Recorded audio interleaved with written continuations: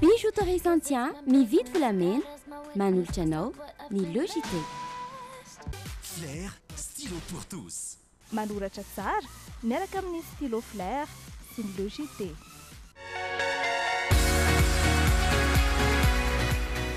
Préparez un avenir sûr avec la SMIA et le JT. Tamin'ny 10 ora latsaka fahatelo no nigadona teto Ivato ny fiaramanidina nitondra ny nofo mangatsiaka ny filoha teo aloha ny professora Zafy Albert taorian'ny fanaovam-beloma farany azy tatsy amin'ny nosy la Réunion omaly. Tato amin'ny efitrano fandraisana ireo vahiny manan-kaja tetỳ amin'ny serana mpiaramanidina Ivato no mitondra teny ny Premier Ministre ny solitena ny filoham-pirenena sy ny vahoaka malagasy.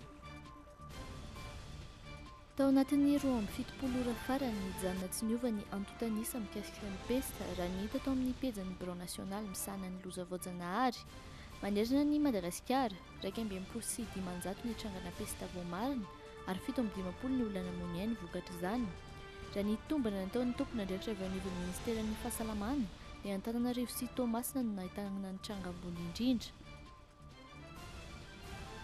Lany tantana ny komity ny fampihavanana malagasy Mac Alphonse nahazo ny Vato 7 izy raha toa ka 7 ny azo ny Landry Olivier mpifaninana taminy. Izy araka izany no hitantana filakevitry ny fampihavanana malagasy mandritra ny 5 taona. Tamin'ny taona 7 sy 20 no nahavoray fitarainana mikasika ny asa nataon'ny ben'ny tanàna Lasora nitondra tamin'izany fotoana ny teo anivon'ny Bianco. Fitarainana izay milaza fa nanaiky ny fanotorana tany tsy nahazo.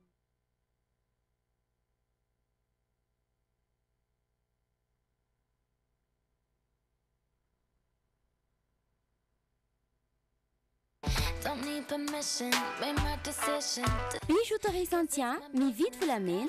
manolotra anao ny Logité.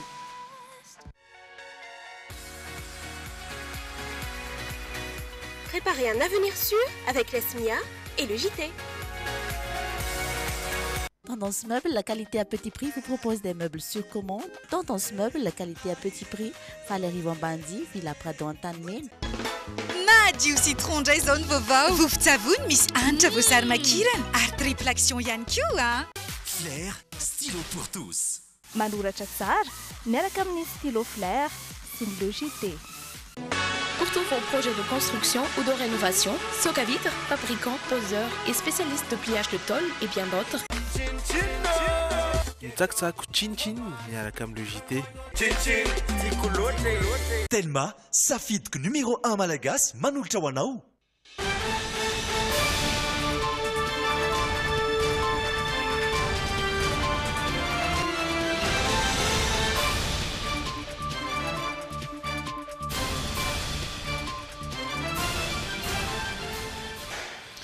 Miarabantsika rehetra mpanaraka ny Drimina ary tonga soa indray atao anatin'ny Logité amin'izao alatsinainy fa 12 ny volana Oktobra izao ny tenako miaraka amin'ny Perdine Razafindramana no anolotra amintsika ny Logité ho an'ity androany ity ny lohateny avy hatrany. No tanterahana androany tao amin'ny lapan'ny kolontsaina sy ny fanatanjahantena ny sorona masina iraisam-pinoana natolotra ho an'ny fialan-tsasatry ny fanahin'ny professora Zafy Albert mialohan'ny nitondrana ny vatamangatsikany Iazo Anambilobe. Anotrina ny fandevenana ny professora Zafy Albert ny Betsiaka Ambilobe ny sabotsy ho avy izao kosa ny filoham-pirenena Rajaonamankianina. Ny fahatelo amby roapolo ny volana Oktobra ho avy izao no vinavinaina hiditra an-tsekoly ny mpianatra raha araka nambaran'ny Ministeran'ny Fanabeazam-pirenena. 7 sy 20 ireo olona maty ary 300 ireo naratra mafy tao Somalia vokatry ny fipoahana camion iray tany an-toerana. Ankafaliana indray tompoko lahy sy tompoko vavy ny arahana aminao atao anatin'ny Logité, asainay ampanajana ianao hiaraka aminay hatramin'ny farany. Ao anatin'ny tapany faharoa an'ity androany ity misy hatrany ny hoianao sy ny hafakely ary Francis Turbo no hiaraka amintsika eto. Tapany voalohany kosa ary dia iresantsika ireo vaovao maro samihafa.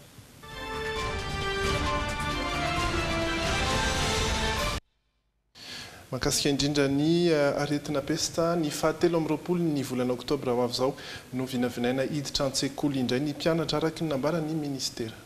daty izay napetraka fa mbola miankina amin'ny fivoarany toedrara ara-pahasalamana eto amintsika ihany idirana misa sivy no voafaritra ho mbola tsy mianatra saingy efa misy kosa ny arifenitra rana ho andreo sekoly efa mianatra koatra ireo dirana ireo tamin'ity androany ity dia nanaraka izany fandaminana izany avokoa ireo sekoly izay nandehanany mihoatra miarindato sy Dolfa Rakotoniaina.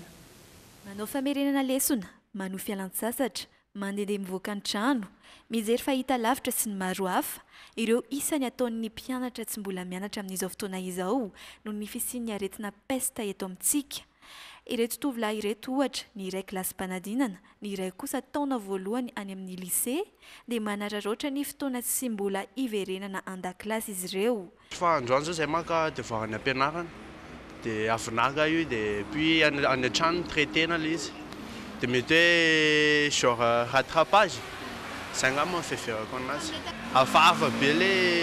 le manao ao an-trano zany ohatrany hoe révision fotsiny, dia le tsisy fanazavana izy ohatrany hafahafa kely fotsiny. Tsy mety aminay mihitsy le izy satria ny écolage efa naloha dia lasa lany fotsiny dia vola zay tsy mianatra mihitsy. Manao révision rehefa ny an-trano ka. Ie mandehandeha miaraka amin'ny mpandy akamo aloha. Ho an'ity raim-pianakaviana ity indray, na mahakamo azy ary ny mijery ireo zanany mbola manondro fialan-tsasatra ao an-trano, dia mahatoky ny fahendray ny ministeran'ny fanabeazam-pirenena kosa izy amin'izay fanapahan-kevitra tsy mbola ampiakatra ireo mpianatra any an-tsekoly izay. Angamba tsy famezatsiny ny fipetrany ray sy ny tompony andraikitra mikasika an'izay satria tsy fantatra hoe iza misy aretina, iza tsisy aretina rehefa miditra ao anatin'ny sekoly. Dia mety hiteraka famezatsiny lehibe indray izy ary mety hanimba ny endrika ilay sekoly mihitsy raha ohatra zany ka misy tratran'le tranga zany anatin'ny sekoly anankiray. Dia ngamba ny ozy hoe tsy mety ngamba raha hoe alolo miato kely mandra-pahavoafehy tsara an'le aretina pesta zany. Tsy mbola feno ny fepetra ahafahan'ny mpianatra mianatra avy amin'ny taleparitry ny fanabeazam-pirenena na diraina misa sivy toy ny diraina Analamanga, Antsinanana, Analanjorofo, Boeny, Itasy, Matsiatrambony, Amorony Mania, Vakinakaratra ary ny diraina Bongolava araky ny tatry ny tompony andraikitry ny ministeran'ny fanabeazam-pirenena. Ho an'ireo sekoly mianatra dia misy ny arifenitra arahina raha sendra misy ny tranga ao an-tsekoly sy ireo mety ho fisorohana ny fiparitahan'ny aretina. Raha toa kosa fa voamarina fa misy pesta ilay olona ayaina dia tsy mahazo mivoaka ny faritry ny sekoly ny rehetra miandry ny toromarika sy ny fizarana fanafody avy any amin'ny mpitsabo manao lisitra ny anarareo voakasika rehetra ny taletsekoly mampahafantatra avy hatrany ireo tompona andraikitra eny anivon'ny Maine zany hoe miantso ny chef zapy na chef siskoa na ny draine ary miantso avy hatrany lalana maitso avy aty amin'ny ministera fanabeazam-pirenena sy mandefa moa zany ny toromarika izay tokony atao aty amin'ny ministera foibe. Ireo mpianatra sy tompona andraikitra na totosatra ny farany fitsaboana ka manana sertifika medikala ihany zany no afaka miverina mianatra. Manolora ireo andro maromaro tsy fianarana dia tsy maintsy arindra ny tety-androm-pampianarana amin'ity taona ity ary tsy maintsy hotratrarina ny fandaharam-pampianarana ka mety ahena ny fotoam-pialan-tsasatra amin'izany araka ny fanazavana azo teo anivon'ny ministera hatrany. Efa betsaka kosa ny sitrana amin'ireo marary voan'ny pesta eto amintsika hoy ny tatitry ny vondrona iraisam-pirenena momba ny fahasalamana na ny OMS. Tsy niovany tamin'ny farany herinandro kosa fanjanona hotely 20 ireo olona matin'ny aretin'ny pesta raha ny tatitra hatrany efa mandeha atsakany sy andavany mantsy amin'izao fotoana ny asan'ireo tompony andraikitra samy hafa manao ny fanentanana sy ny fanaraha-maso rehetra makasika ity aretina pesta ity raha ny hitany mihoatra miaron-jatovo sy Dolfa Rakotoniaina hatrany. Hatramin'ny omaly, olona misy 540 no sitrana tamin'ireo voan'ny pesta teto amintsika. Mbola misy ny olona manaraka fitsaboana sy fanaraha-maso akaiky amin'izao fotoana izao. Ny voalohany volana aogositra hatramin'ny sabotsy teo raha ny taremarika farany 10,900 ireo olona voany izany eran'ny Madagasikara ary 3,900 ny maty izany hoe 10,3 isanjato ny ireo marary. Teo nelanelan'ny 1,10 hatramin'ny 17 ny volana oktobra teo kosa 7,7 ireo trangana pesta hita teto Madagasikara, isa izay ifangaroan'ny pesta areti-tratra sy pesta atody tarimo enina tamin'ireo vono namony ainy. tamin'ireo trangana pesta misa 10 hatramin'ny voalohan'ny volana aogositra 5 ireo efa voatsabo ary sitrana ara-dalàna araka ny efa voalaza tetsy ambony hatrany. Misy ireo olona tazoma eny amin'ireo ivon-toeram-pitsaboana satria ayahina na tsy voamarina loatra aza hoe tena pesta no marary azy ireo. Ny voan'ny pesta rehetratra 540 ary ny pesta atody-tarimo 470. Teto Antananarivo sy tany Toamasina kosa no nahitana ny taha ambony indrindra ny paritaka tamina fokotany 3 teto Antananarivo sy Toamasina izany. Tsy ahivina hatrany fa azo sitranina tsara ny pesta ary 4 andro ny fotoana hitsaboana izany eny amin'ny hopitaly. Anisan'ny toerana anarahamaso akaiky ny momba izany eny amin'ny hopitaly Ambomiandra, Befelatanana, Anosy Avaratra, hopitaly Miaramila ary ny hopitaly any Anosiala. Raha toa tsy maharaka ireo toerana ireo dia afaka mandray izany ny hopitaly Nitosy, Fenoarivo, Andotapenaka ary ny eny amin'ireo tobim-pahasalamana fototra. Amin'izao fotoana izao fantatra ihany koa fa amin'ireo toerana mety ho be olona dia efa misy ny tompon'andraikitra amin'izany hafanany ny tsirairay. Ankoatra ireo, efa misy ireo olona natokana anaramaso akaiky ireo izay ayahina ho voan'ny peste. Efa tafiakatra 730 ireo olona nofan'ny OMS ho an'ny Antananarivo ary 930 ho an'ny faritra hafa. 470 ireo mpianatra ho mpitsabo sy mpitsabo, 20 mpilatsaka ny sitrapo sy ny Croix Rouge. Efa mipetraka ihany koa ny poste sanitaire eo anivon'ny fokotany tsirairay avy ary misy équipe d'intervention mobile isaky ny faritra 12.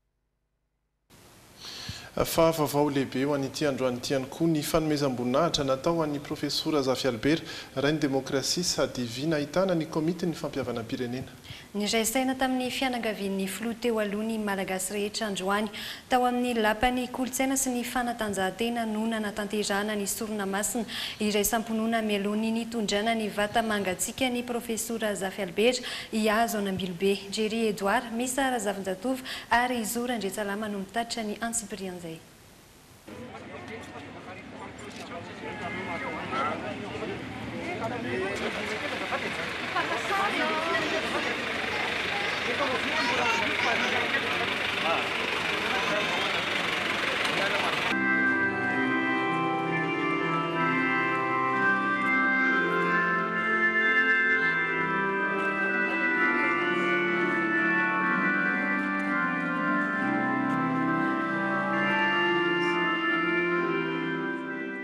Nanome voninahitra ny filoha teo aloha tamin'ny fomba ny tsirairay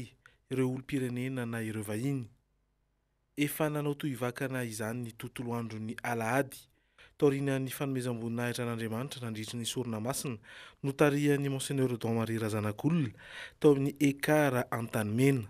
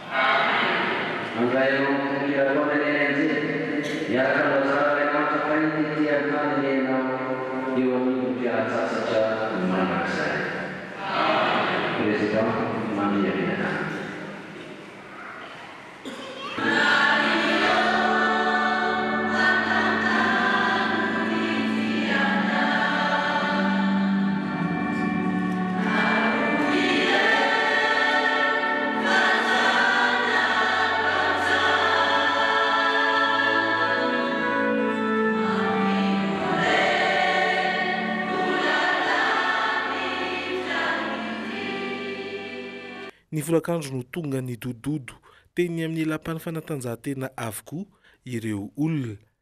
Naneo fanaisakina sy nitondra ny teny fankahirezana ho an'ny fianakaviana.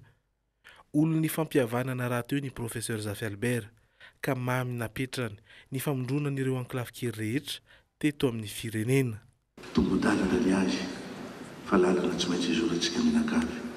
izao lalana izorany filozany velobena zao ka dia maiza mionona maiza mitraka tompo ny fahafatesana tompoko dia tsy misaraka amin'ny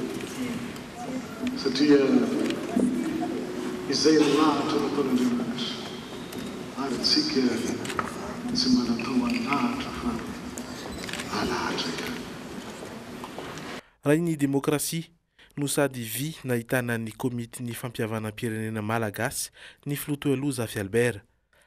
Ny aiky izany avokoa ireo izay nandray fitenena natao mamasina androany. Ny milina nolazaina amin'ny professeur Zafy Albert anisany vy nahitana angadinanana ny fampiavanam-pirenena io izy ary isaorana Andriamanitra fa nodiventy no anatsakaina satria amin'izao fotoana zao fitondrana zao zay entiny filopirenena zao dia tafatsangana soamantsara ny komitiny fampiavanam-pirenena. Rehare amin'ny fianakaviana ihany koa ny tenany na hatramin'izao fahafatesana izao aza. Tu as eu des convictions et des principes auxquels tu n'as jamais dérogé, ce qui ne t'a pas toujours servi, mais peu importe, tu peux partir de la tête haute. Ny todo io tolakandro io ho an'ny Betsiky Ambilobe ny tranovorona nitondra ny professeur Zafy Albert. Ny sabotsy zao no tanterahina ny fandevenana ao amin'ny fasandrazany.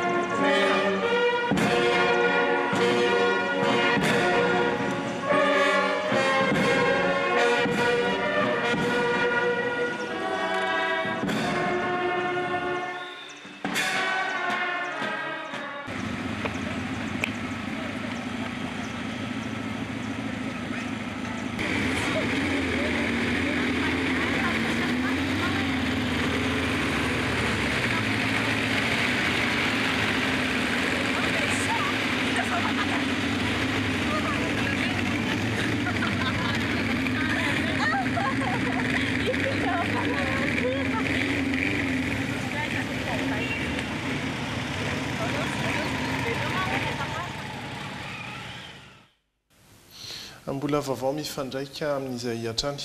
Ny alakamisy teo ny filoham-pirenena Hery Rajaonarimampianina no niala teto an-tanindrazana ary niazo any Italia araka ny fotoana efa voafaritra mialoha saingy ny sabotsy teo no naharenesana ny tsy fahasalaman'ny professeur Zafy Albert antony tsy nahafahan'ny filoha nanatanteraka ny famangina nanamafy kosa ny filoham-pirenena Hery Rajaonarimampianina fa anotrina ny fandevenana ny professeur Zafy Albert any Betsiaka Ambilobe ny sabotsy ho avy zao. Amin'ny mahafilohany Komeza azy no tsy maheto antoerana ny filoha Hery Rajaonarimampianina. Ny alakamisy teo ny tena no niala teto an-tandrazana ary niazo any Italia araka ny fotoana efa voafaritra mialoha. Saingy ny asabotsy teo no naharenesana ny fahalasany professeur Zafy Albert. Noho ny fotoana tsy mifametra no tsy nahafahan'ny filoha namangy ny professeur Zafy Albert raha nigadona teto Madagasikara ny asabotsy teo ny nofo mangatsikany taoriany ny tsaboana azy tatsy La Réunion. Nanamafy kosa ny filoha Hery Rajaonarimampianina fa anotrina ny fandevenana ny professeur Zafy Albert any Betsiaka Ambilobe ny asabotsy ho avy zao. Fantatra mihitsy fa miray foa miara-mivavaka aminay ianao amin'izao fotoana izao ary tianay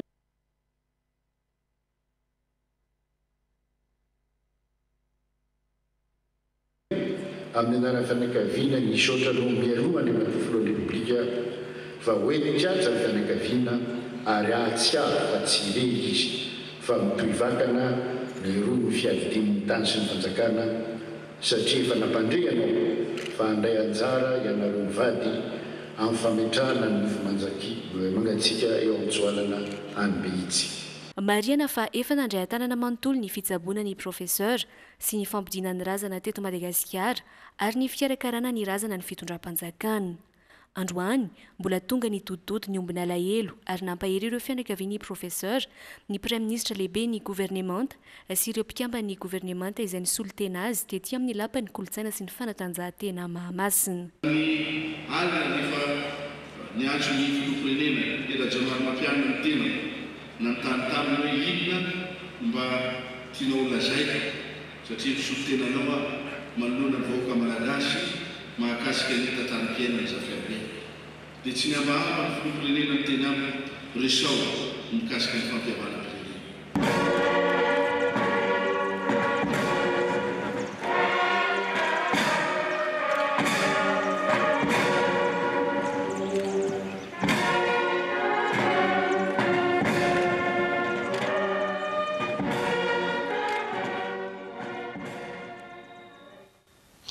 Rak'izany dia hijery ny vaovao avy any Italia isika satria dia nigadona tany avokoa ny ankamaroan'ireo délégation nandray anjara amin'ny fivoriana ara-toe-karena any Rome.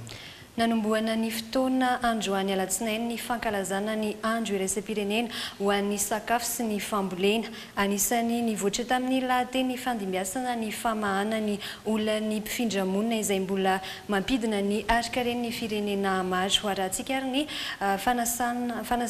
fanazavana mikasika izay. Antony mahatonga ny tsy fanjarian-tsakafo sy ny tsy fahampian-tsakafo manerana izao tontolo izao ny fikorontanana ara-politika, ny ady an-trano ary ny fiovaovan'ny toetry ny andro. Noho izany, olona tapitrisa maro no mihaino anatin'ny tsy zarizary. Nambaran'ny Papa François fa entina pandrosoana sy hanatsarana ny fiainam-ponina dia ilaina ny fitoniana. Ampirisina ihany koa ny rehetra hanaja amin'ny fifanarahan'ny Paris momba ny fiovaovan'ny toetry ny andro. Namafisy ny filoham-pirenena malagasy Hery Rajaonarimampianina nandritra ny fandraisam-pitenenana ihany koa fa ilaina ny fanovana sy ny fanaraha-maso ny mpifindra-monina mba hampihenana ny isan'ireo olona mijaly ara-tsakafo. Si l'on veut changer le paradigme des migrations, il faudrait trouver les solutions dans les pays d'origine des migrants. Notanterahana androany tany Roma ny andro iraisam-pirenena ho an'ny sakafo. Niarana tamin'ny fikambanana iraisam-pirenena momba ny fambolena sy ny sakafo ho an'ny délégationna malagasy raha mpitso vao hanomboka ny fifanankalozan-kevitra eo amin'ny samy mpandraharaha malagasy sy ny mpandraharaha italianina. Ary dia ho tohizantsika ny vaovao maro samihafa aoriana ireto dokam-barotra fohy ireto.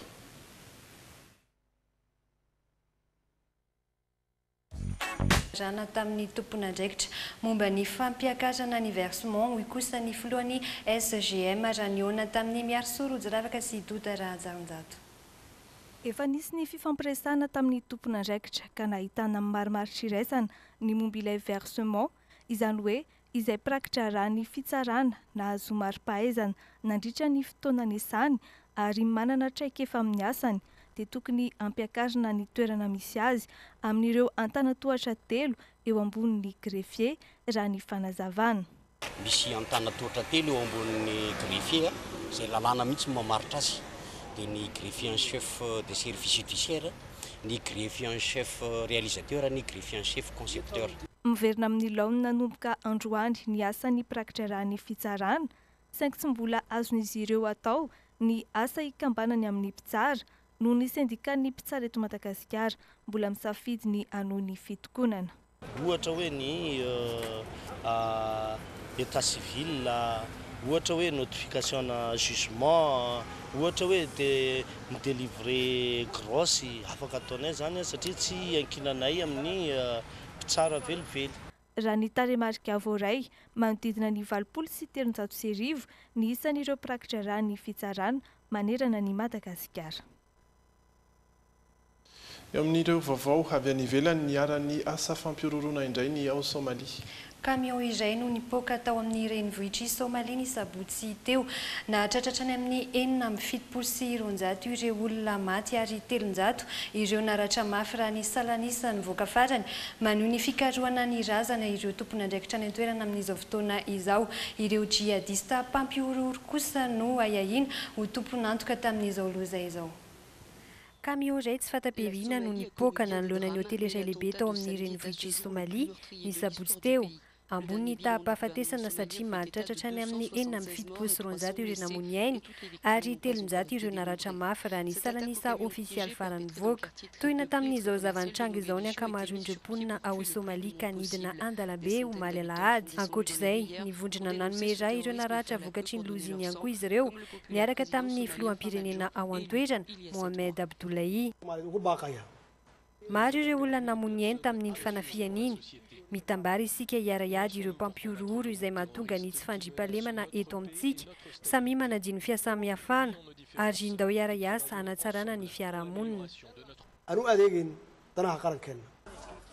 Roa andro taorian'ny fanambadram-pialan'ny ministry ny fiarovana sy ny lehibe ny Tafika no nisehony fanafian'iny.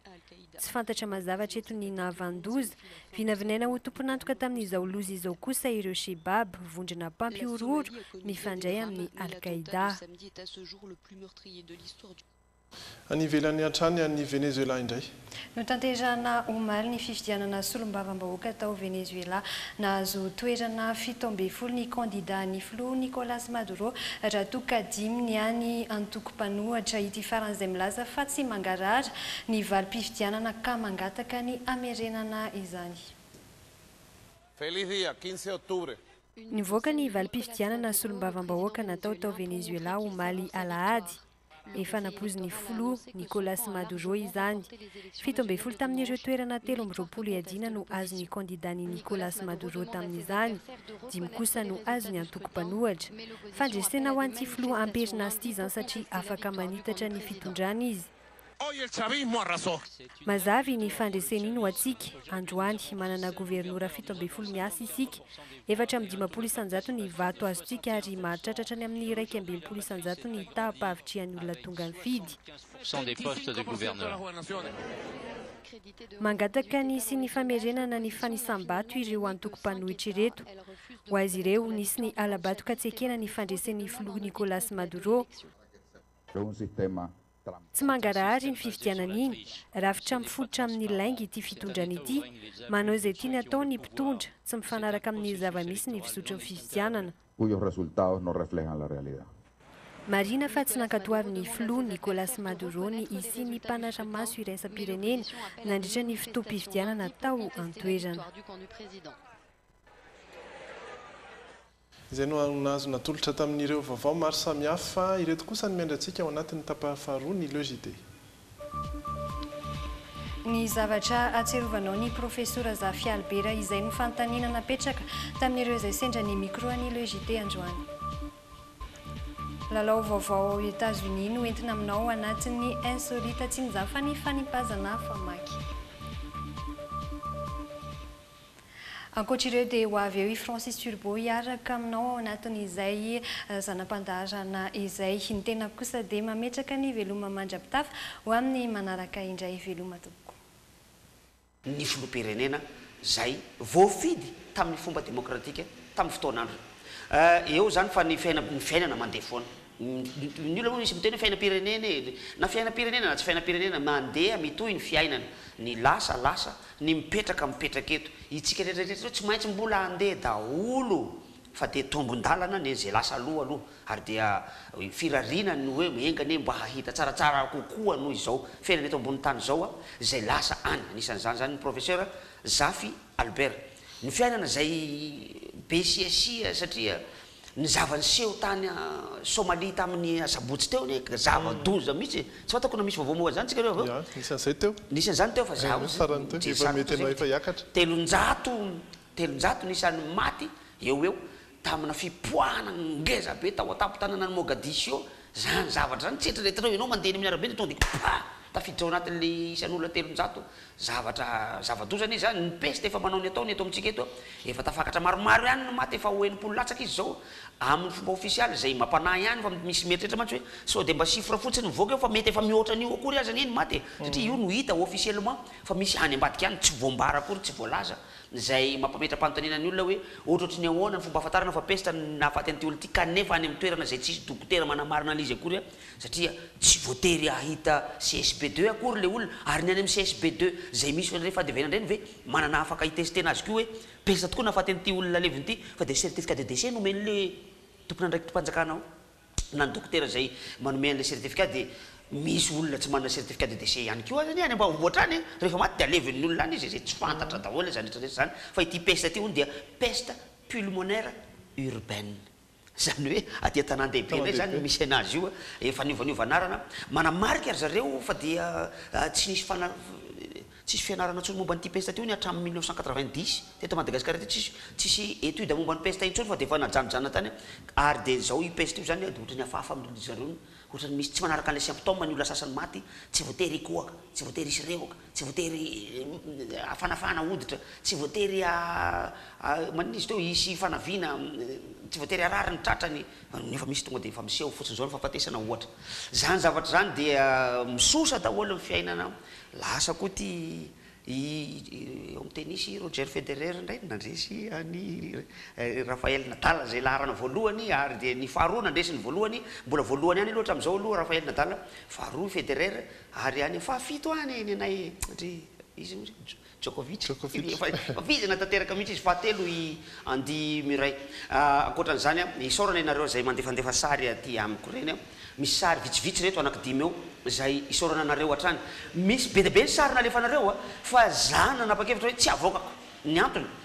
makaleoleo be le izy satria menumenuina sakafo reny daholo efa teniko izy menumenuina sakafo le tsy mitombotombony reny daholo reto zany mba azoko nitsongatsongaina teo misy mampome sasany misy tsy mampome sasany amin'ny sary nalefanareo aty amin'ny francisturbo@yahoo.fr na ny Francis Razafy ny akabiazanareo koa zany tsy manao mail intsony sa tsy mahafantatra zany intsony hoe mail zany am'izao fotoana zao fa Facebook ny raha ty daholo na rehetrarehetra Francis Razafy Harrison ny Facebook ko ary Francis Turbo mitambatra amin'ny yahoo.fr ny mail alefa so mail tsaratsara kokoa amiko jerentsika reto sary nalefalefanareo reto ary dia isorana anareo teny meloha zany voalohany loha Gargote Hotel Lovatina zay antaniko andriza zao azonao hoe service entretien service entretien service traiteur service traiteur sady manao traiteur izy zany fa entretien fanoratana traiteur manina raha atao teny gasy zany izy traiteur izy amin'ny teny gasy ohatra manaraka ao dia sary nalefanareo daholo tony menu ana sakafo izy tsy maintsy manefa hitanareo angamba ny diso tonga de hitantsika avy hatrany mihitsy ia mimosa au poisson fumé zay no diso eo aloha ny ankoatran'izay metimety raha tsy eo ihany daholo ny sary manaraka de sary voaka tamin'ny télé ary sport mandeha amin'ny télé mandeha ito amitsika koa io sport io jereo tsara Paris Sport miala tsiny fa de Paris Sport nanao an'le izy aloha les deux équipes vont-elles marquer azalay ao fatatsika tsara mihitsy fadisona am'izao ny zavatra ohatrany tony zany zao de ohatrany vakavakina fotsiny tsy mampanina ny olona kanefa de zavatra manindrona maso indrindra ho an'ny olona mahay an'le teny frantsay le izy ka maninona moa tsy atao teny gasy izy io satria ho an'ny gasy ane le ty télé mandeha amin'ny télé gasy izy io manina raha ataonareo teny gasy izy rehefa tena tsy voafeta teraka ohatry zao ny teny frantsay ndao io ao atamatavy eo isorako ny olana ndefa nyty mahery ny rahany Jesosy mahery ny rahany Jesosy le izy la zao la ohatsy zao a Fort Dauphin agny dra mahery ny rahany Jesosy efa hitanihy agny rahany Jesosy sy kamy zakazaka fahatany raha fa sy hitanihy agny rahany Jesosy ny rahany Jesosy le zavatra Jesosy le dikany zany mahery tokoa anka asara soratra mora fafana ohatrany tsotsotra ity de sariko tany anaty internet tany tsotsoan'le bandy nivoaina hatramin'le lokon'le akanjo moa zany nivoaina hatramin'le lokon'le akanjo mahavoa ty bandy ty io de narana io mipetaka io izy de mihary nalefa taty amiko taty le izy isoratra anazy fa de tena anisan'ny reveko ty sary ty hita hosodoko zany le izy ataon'le ritanana tsy haiko crayon novan'iny io zao zany hoe numérique any ao aminao fa tsisy aminao le numérique izy any anaty internet any tany anaty internet nangalandrareo an'io satria ohatrany io ihany koa ny le any Majunga iny fa efa nisy nanao dokam-barotra tamin'ity sariko ty koa tamina fety anankiray zay ny olona manko rehefa tsy mahita sary izy de ao anaty internet eo anaovany le spot anaovany spot na anaovany affiche-nao avy be ny olana aty aminay zao izy zao mirotsaka be zany be misy varatra kely mihitsy teo asa mety enao any aminareo ihany ivadika ao anatiny hoy ianao ndray ary sika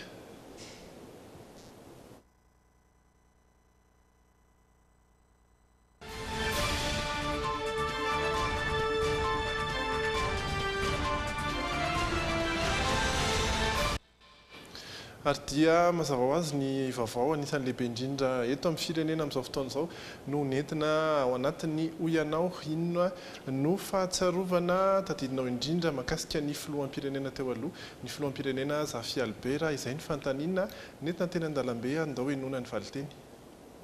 inona zavatra tsy aivanao amin'ny professeur Zafy Albert? Professeur Zafy Albert zany a dia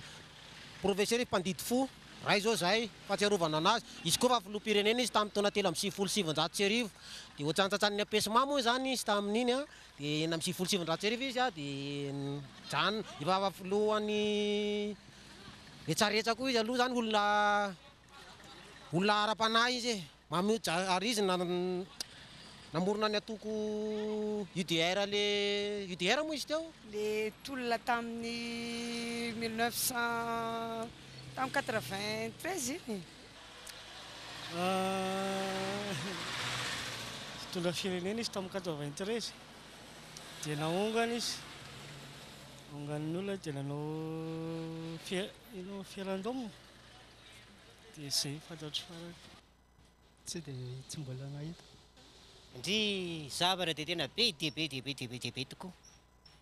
fa nahatsarovako saina tsara efatra amin'ny 50 taona teraka tamin'ny 63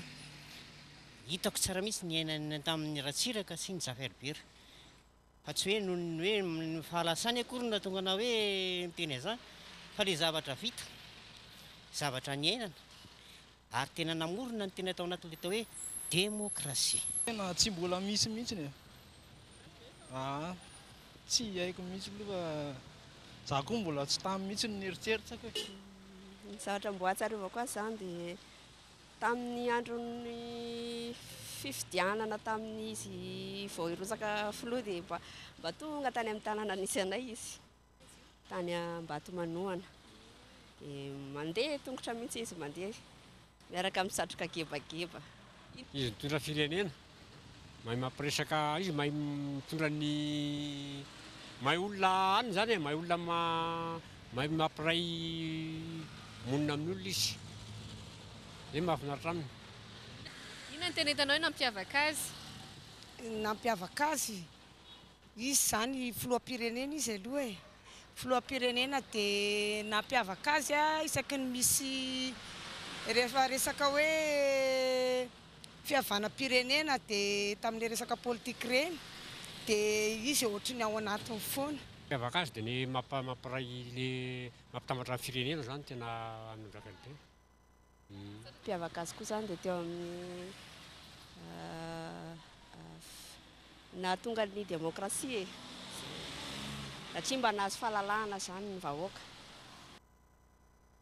amin'ny ankapobeny aloha zany dia fantatry ny olona professeur Zafy raha olo tsotra ohatra reny amin'ny arabe no anontaniana mahafantatra tsy voatery ho fantatra amin'ny tsipirintsina ny fiainan'le olona sy ny mombamomba azy satria tsy voatery mpanao politika ny olona fa dia raha ireny olo tsotra reny mahafantatra ny professeur Zafy Albert fantatry olona professeur Zafy Albert ka tsisy diso loatra amin'ny ankapobeny ny zavatra voalazan'ny olona teo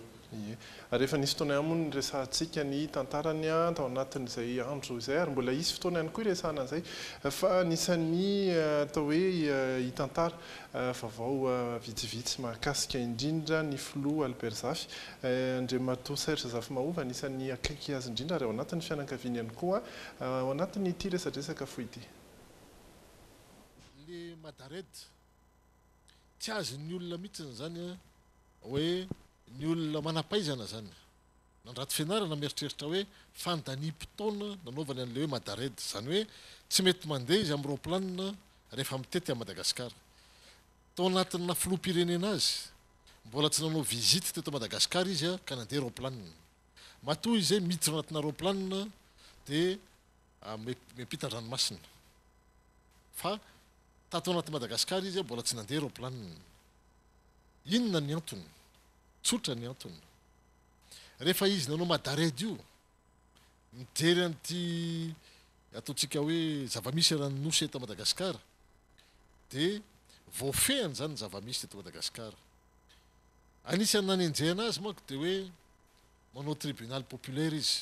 le izy ho azavaiko zao ny nataon'ny président rehefa izy mandehandeha Madaredy io rehefa misy mandeha ny cortège présidentiel dia mazava ho azy rehefa mare sirena ny olona dia azony an-tsaina hoe olobe zany ny andalo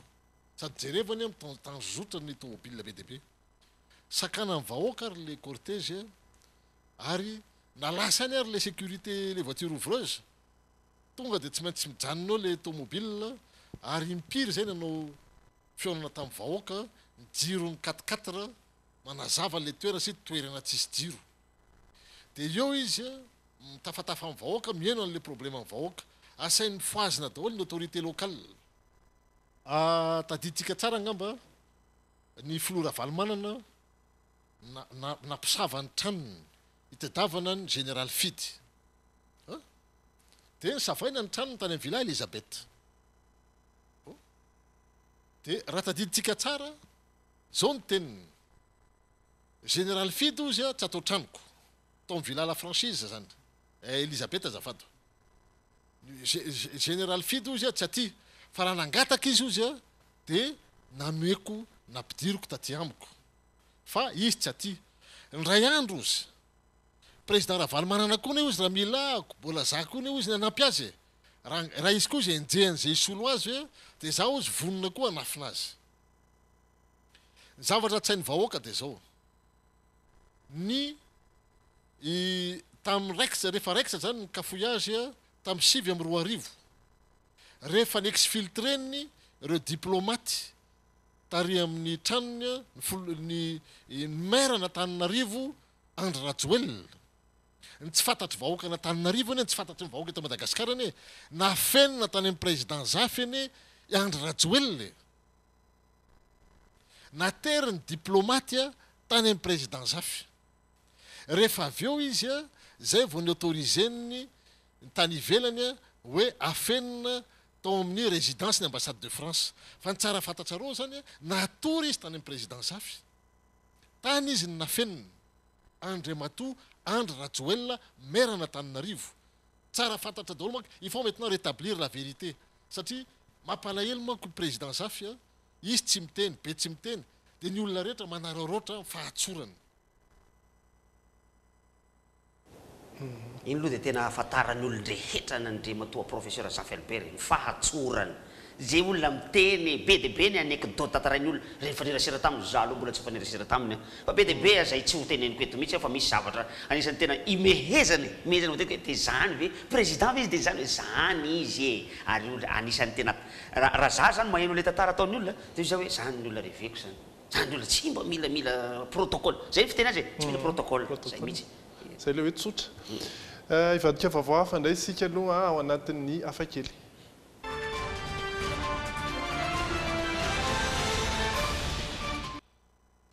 lalao hafakely ry ity vao ny foronindry zareo hitantsika amin'ny sary ity efa mahazatra antsika ihany angamba ny mitifitra flèche amin'ny mahazatra fléchette fa ity indray kosa dia famaky notorahana ary dia misy teboka izay tsy maintsy hoenjehana amin'izay atoraka famaky izay tomahawk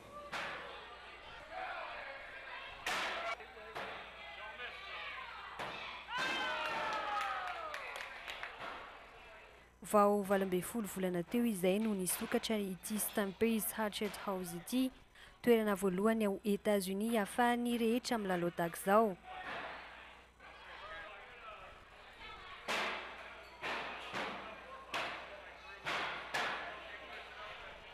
tsy miova ny fitsipika amin'ny feny lalao saingy famaky indray eto no atsipy fa tsy zana-tsipika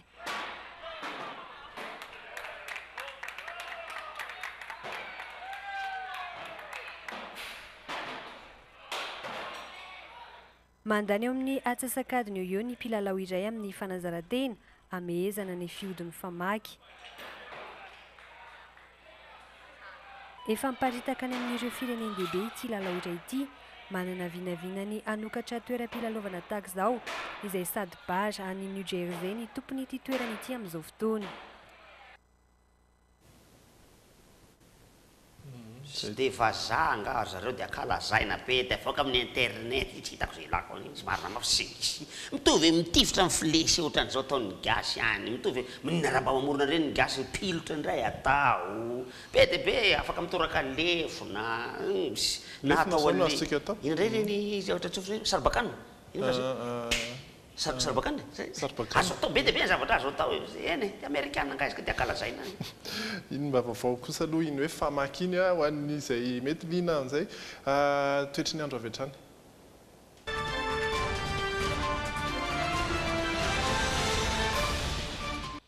mbola tsy mitsahatra ny orana ety akoron-drano zao araka ny voalaza teo Antananarivo dia misy ny orana amin'izao fotoana izao fa saingy ho an'ny rahampitso kosa raha ny vinavinatra eto tsy tokony hisy orana Antananarivo ho an'ny rahampitso tontolon'ny andro ny faritra hisy orana kosa dia Antsirabe araka io hitantsika amin'ny sary io ny maripana azo atao hoe miakatra kelina izany aza dia 5 sy 4 mangatsiaka indrindra Antsirabe sy Fianarantsoa ary Antananarivo ireo faritra misy ny mafana indrindra kosa tsy dia misy fiovana 4 ny any Mahajanga Toliary 7 degré Celsius ny mafana indrindra ny atoandro zany 7 degré Celsius anisan'ny efa miditra ao anaty fanena tamin'ny olona avena Toliary ankeo maraina dia ozy izy le bandy hoe ambiako hoe avy Toliary agny ambo tsy haiko afa mbo amin'ny décembre agny zay vao amin'ny novembre agny vasa zay anao spectacle agny mafana koa eo mbo tsy nisy hafana manahaka an'izao mafana zao Toliary tena mafana 7 degré zany kosa tompo ambony zany ary mbola vao manomboka nefa izy io raha ny vinaviana satria mbola miditra tsikelikely ao anatin'ny mafantsika zany hoe mety mbola hiakatra no io 7 io zany tena mahazava-doza ny hafanana ny Toliary masy tsy ohatrandro Mahajanga rehefa mafana dia manana fanantenana hisy orana ianao fa Toliary tsy hisy orana zany ndray mandeha isa-taona zara fa misy kely zay izy ary izy kosa rehefa misy orana tondra drano be mihitsy mirarisoanareo Toliary agny le rahasoanareo any Toliary any ary dia mirarisoa antsika rehetra manerana ny Madagasikara manaraka ny logité ihany koa izay no azona tolotra tato anatin'ny logité asa raha misy anampiana ve ianao tsy anampiana angamba fa eny ataona moa fa tsy maintsy mandeha makany amin'ny fahalasana professeur Zafelbera foana ny eritreritra raha misy filoham-pirenena lasa ohatran'io dia ohatrany mieritreritra foana ny filoham-pirenena hafa zay io zany maty ara-boajanahary izy zany notomandry ara-boajanahary zany izy fa misy ireo filoham-pirenena vonoina anisan'izany ohatra ny filoham-pirenena tsika teto taloha teto ny filoham-pitondratsika na tsy voafidy izy fa voatendry dia ny izy moa zany ny capitaine de frégate zay mialatsiny tsy capitaine de frégate izy ny lieutenant colonel Richard Ratsimandrava zay nisy namono ary dia tsy fantatra tsy mazava tsy misy zavatra mombamomba an'izay fahafatesa zay tsy mazava amin'izao fotoana izao omaly dia nankalaza ny faha-30 taona ny namonoana na tsiaro moa zany fa tsy nankalaza namonoany sasany ny filoham-pirenena Burkina be zareo tany Burkina Faso dia atao resaka be zao tolo zao zany rehetrarehetra zany nefa ny azy tena nisy commando mihitsy nitonona ary fantatra le olona namono dia fa dia mitovy amin'ny Ratsimandrava amin'izay le izy rehefa avy eo hoe iza naniraka ary le olona nitarika ny commando io amin'izao fotoana izao tsy tapopoka zay misy azy mbola velona izy mandehandeha any le namono tamin'izany fotoana zany ny antsika fanahinina natao zay ahafaty ny Jumbo dia rehefa maty Jumbo dia tsy hita hoe izy naniraka azy dia eo mangingina eo ry vahoaka malagasy mila mieritreritra tsika amin'ny hoavintsika fa ny maty ny firenena malagasy tsy ho maty mandrak'izay na malagasy mifetsoana azy na tsy malagasy fa ity tanànatsika ty ity tanitsika ty hoety mandrak'izay ty andao amboarina mbao tsaratsara izy ty ho anareo efa lasa korazana tahio zahay velona saotra tompoko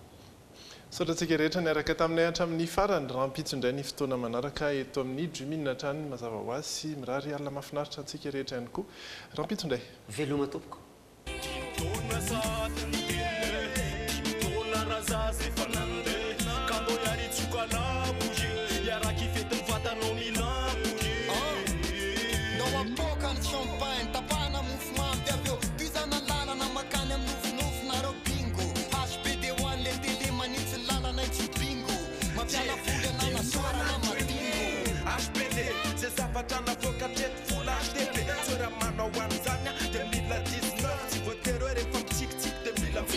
Telma, Safidque numéro 1 malagasy, nanotra ho anao teo. Tendance Meuble, la qualité à petit prix, vous propose des meubles sur commande. Tendance Meuble, la qualité à petit prix, Valérie Wambandi, Villa Prado Antanmen.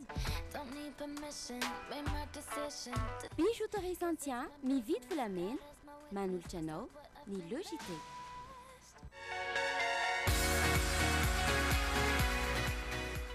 Esmia vous a présenté le JT. Mitsakitsako chin-chin miaraka amin'ny JT. Madio citron ndray zao ny vaovao. Vovon-tsavony misy hanitra voasary makirana ary triple action ihany koa. Flair, stylo pour tous. Manoratra tsara miaraka amin'ny stylo Flair sy ny JT. Pour tous vos projets de construction ou de rénovation, Socavitre, fabricant, poseur et spécialiste de pliage de tôle et bien d'autres.